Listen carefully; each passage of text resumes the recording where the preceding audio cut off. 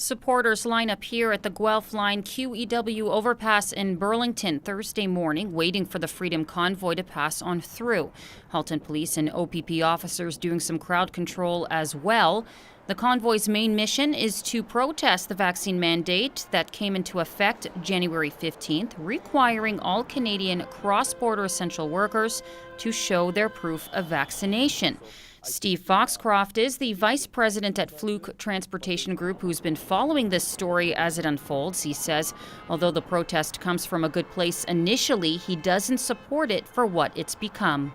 But I think what we're afraid of is that it shouldn't just be about the vaccine mandate.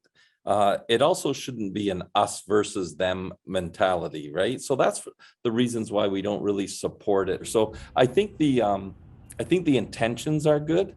But there's other issues that this Freedom Convoy, or let's just say a convoy, could point their protest towards, and that's stuff like infrastructure and traffic congestions, the long hours, the tough shifts, the working conditions, and access to facilities. The supply chain has been affected for many reasons besides the vaccine mandates. According to Foxcroft, he says weather has certainly been a factor, along with staffing issues that has been present even before the pandemic began.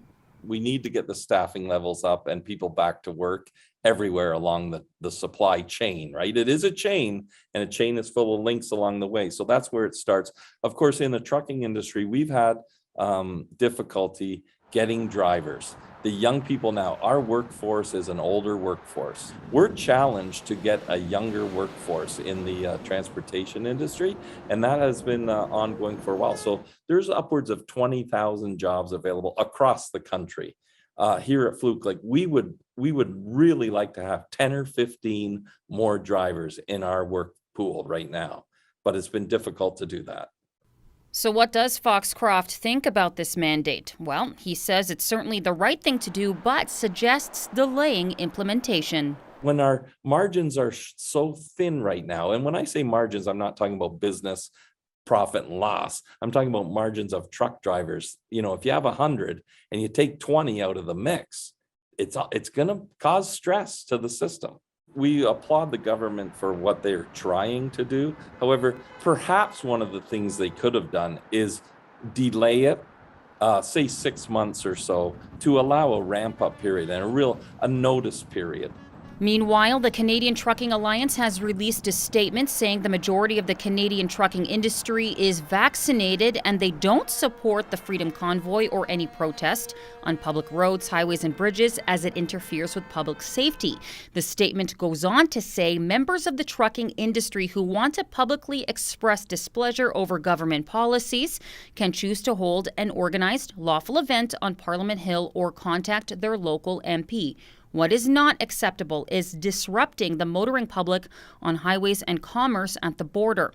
The CTA president himself is quoted in the statement saying the government of Canada and the United States have now made being vaccinated a requirement to cross the border.